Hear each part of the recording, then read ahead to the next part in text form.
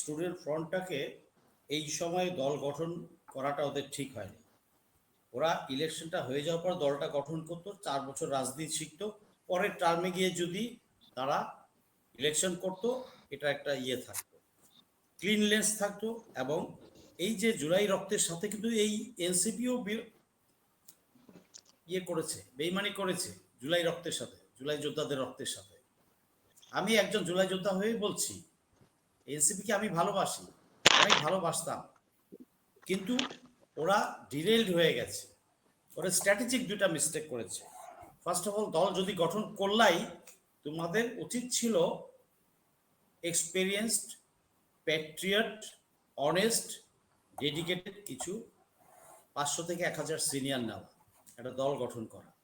এরা ভাবছে কি, আজকে আমি বলেই ফেলি টকশোতে, এরা ভাবছে আমরাই কি হনুরে।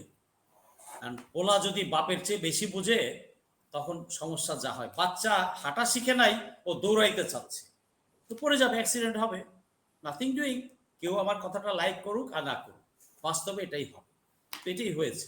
এই যে বদনামটা যে দিল, ভাই যে বললেন, ভাই তো অল্প একটু বললেন, আমি থানাতে বসা, আমি ঢাকা শহরের একটা থানাতে বসা, কিছু একটা গন্ডগোল হয়েছে ওখানে, এক কিছু ভদ্রলোক, পুলিশ তাদেরকে হেফাজতে নিয়েছে, ওদিক থেকে রিকোয়েস্ট আসতেছে ছেড়ে দিতে, অমুক উপদেষ্টার চাচা, অমুক উপদেষ্টার বাপ, আবার অমুক বিএনপির নেতা, আবার ওই ডিআইজিকে ফোন করে, ওই ডিআইজি আবার ওসি করে। ওসি বেচারার যান যায় আর আসে, ওসি কি করবো, ওসি নাজেহাল, ওসির অসহায়। আমি দেখলাম ওসির অসহায়ত্ব, এসআই গুলার অসহায়ত্ব। আমি বসা 1 ঘন্টা। আরেকটা থানায় আগস্টের পরপরই, এখন থেকে 1 বছর, মানে জুলাইয়ের 3 মাস পরে, সে ডিসেম্বরের দিকে, থানায় আমি বসা রাত 1:45 পর্যন্ত। একটা ঝগড়াঝাটি ট্যাকেল দিতে হয়েছে, আমি ওখানে বসে মেডিয়েটিং করে মিটাইয়া দিলাম। বাহ, 2 দিন পরে দেখি আবার সেই তারা মামলা দিয়েছে। তো আমি পুলিশকে হেল্প করতে গেছিলাম ওখানে, কারণ ওই সময় কিন্তু পুলিশ দুর্বল, খুবই দুর্বল, এবং ওটা আমার বাসার কাছে। সো আমি ফেরার পথে ওখানে দেখলাম ঝামেলা, ওখানে আমি গিয়েছিলাম। তো পুলিশকে পুলিশের মতো কাজ করতে দিতে হবে। আমরাই কিন্তু পুলিশদেরকে ম্যানিপুলেট করি, পুলিশদেরকে ইনফ্লুয়েন্স খাটাই। আমরাই রাস্তায়, যে ভাই একটু আগে আমার আজমেরিগঞ্জের ভাই একটু আগে বলতেছিলেন, আগের বার যখন বললেন যে ক্যান্টনমেন্টে আইনটা পালন করে, ঢাকা শহরের মধ্যে আইনটা কেন পালন হয় না। আর ভাই, ঢাকা শহরে তো আমি তো হ্যাডম দেখাই, এই বেটা তুই যাস না, আমি কি হয়েছে, আমি নেতা, পাতি নেতা, আমি অমুক, আমি সচিব, হ্যাডমটা কেন দেখাই? আইনটা সবাই মানতে শিখি, তাইলেই হবে। আচ্ছা, ভাইয়ের প্রতি আমার একটু অভিমান আছে। অভিমানটা হচ্ছে, ভাই 16 বছর আমি মাঠে এত ঘাম দিছি, আপনার 10টা কর্মীও এত ঘাম দেয় নাই। আপনার 10টা কেন, 100টা কর্মীও আমার মতো ঘাম দেয় নাই। কোন আন্দোলনে আমি ছিলাম না। বিএনপির কাছে অনেক প্রত্যাশা মানুষের, জনগণের। এই প্রত্যাশাটাকে জিরো থেকে আমি একদম 20%, 100 থেকে 20-এ নেমে আসলো কেন জনগণের মনে?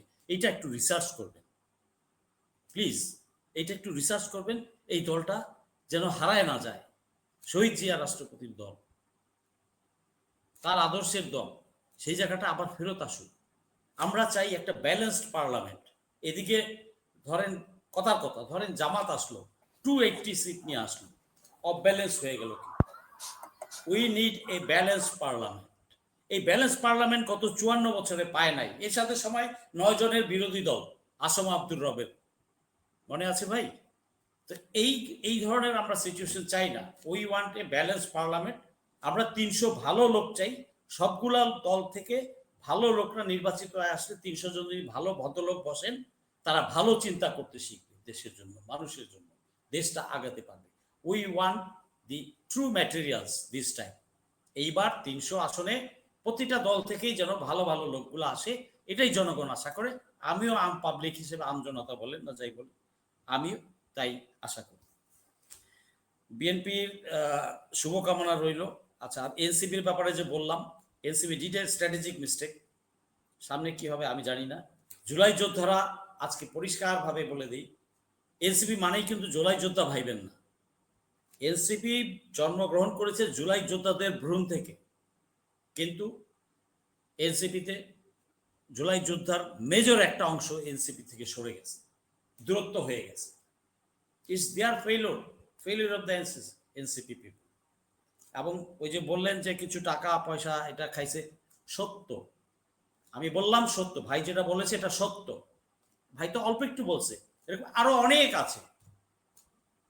এই গভর্নমেন্ট ইন্টারিম গভর্নমেন্ট ফরমেশনটাই তো প্রথম অনেক কারচুপির মাধ্যমে অনেক কিছু হয়েছে, রয়্যাল ইনফ্লুয়েন্স, ওই দাদাদের ইনফ্লুয়েন্স, কিছু ক্যান্টনমেন্টের ইনফ্লুয়েন্স, কিছু আসিফ নজরুলের ইনফ্লুয়েন্স, এগুলো হয়েছে। বাট যাই হোক, জনগণ মাইনা নিছে, দেশটা চলতে থাকুক, দেশটাতে হজবরলের জন্য কন্ডিশন না আছে। এই দেশটা হজবরল হয়ে গেলে কি হবে, তৃতীয় পক্ষ ফায়দা লুটবে। তৃতীয় পক্ষ বললে আর্মিরে ভাইবেন না, মানুষ শুধুই তৃতীয় পক্ষ বলতে উত্তরপাড়া আর আর্মি ভাবে, no, army is a patriotic organisation.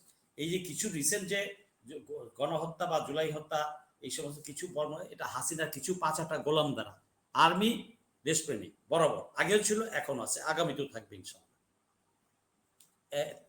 হাতে গোনা কয়েক ডজন ওই হাসিনার পাঁচাটা গোলাম দিয়া আর্মিকে বিচার করবেন না, আর্মি অবশ্যই দেশপ্রেমিক। এই যে কাজগুলা করলো, এগুলা কি হবে? আমি বিএনপিকে এই জন্য বললাম, বিএনপি অনেক ভালো রোল প্লে করতে পারতো, এই প্রতিটাতে হ্যাঁ না না না না বলে দরকার ছিল, আরো লোক ধরায় দরকার ছিল। ভাইকে একটু দ্বিমত করি এই জায়গাটায় বিনয়ের সাথে। বিএনপি যেমন কিছু কিছু লোক ধরায় দিছে, মামলা দিছে, মামলার জায়গায় আবার মামলা বাণিজ্য করছে, এটাও কিন্তু বাজারে আসছে। এটা থেকে একটু কারেকশন দরকার আছে আমার মনে হয়, এটা আমার সাজেশন, আপনি গ্রহণ করতে পারেন, নাও করতে পারেন। আচ্ছা, জামাত ধরায় দেয়নি কিনা, দিছে কি দিছে না আমি জানি না, বাট বিএনপি এই রাঘব বল কিছু পালাইতে সহায়তা করছে, এটা কিন্তু মানুষ জানে, সোশ্যাল মিডিয়াতেও আসছে আসছে। আমার কাছে নাম জানতে চায় না, বিকজ আমি এম্বারাস করতে চাই না, বিব্রত। এর আগে কিন্তু একটা টক শোতে এম্বারাস দুইজন কলিগ, মেজর আমিন আহমেদ আনসারির সাথে আরেকজন আমাদের বিএনপির এক ভাই খুব মানে প্রেশার দিচ্ছিল, নামটা বলে গেছে, এরপরে উনি চলে গেছে, ছিলেন না। তখন আমি বলছিলাম, যান অমুক দেশে কার অ্যাকাউন্টে ঠিক এক্স্যাক্টলি 8 দিন আগে কত টাকা জমা হয়েছে, খোঁজ নেন। কেন রে ভাই, আমাকে কেন অ্যালাউ করেন ল্যাংটা করতে? আমি তো ল্যাংটা করতে চাই না কাউকে, আমি পজিটিভ সমালোচনা করতে চাই, যাতে সবাই আমরা সঠিক পথে ফেরত আসি। এখন যদি ভবিষ্যতে কেউ আমাকে প্রেশার দেয়, আমি কিন্তু নাম, নাম্বার, অ্যাকাউন্ট নাম্বার সহ বলে দেব, I have informations, don't ask me all this. হ্যাঁ, আচ্ছা, আমাকে বিএনপি রাজনৈতিক দল কেন মানুষকে বিএনপিকে সমালোচনা করে বেশি, এটা বুঝতে হবে। BNP is a major political institution in this country. After this July, বিএনপির একটা নৈতিক দায়িত্ব ছিল, মানুষ তাকায় ছিল বিএনপির দিকে, মানুষ আশা করেছিল বিএনপি থেকে, মানুষের প্রত্যাশাটা বেশি ছিল বিএনপি থেকে।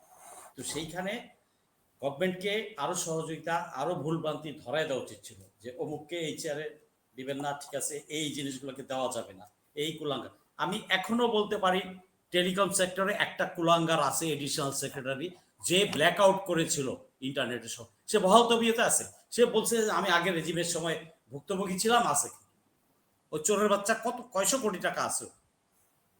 দুদক সাহেব কি করেন, দুদক এডিশনাল, ওখানে এডিশনাল সেক্রেটারি কয়টা আছে খোঁজ দেন, ইজিলি বুঝে যাবেন। পলকের সাথে কাম করেছে, আকাম করেছে। পলক যখন ব্ল্যাকআউট করে, ইন্টারনেট ব্ল্যাকআউট করে, দিস বাস্কেট ওয়াজ দেয়ার। আমি নামটা আজকে বললাম না, কেউ তেরিবির করবে, নাম কেন, ওর আন্ডারের সুদ্ধা আমি খুলে ফেলবো, প্যান্ট তো খুলবোই, আন্ডারের সুদ্ধা খুলে ফেলবো, বিকজ আই ডোন্ট কেয়ার।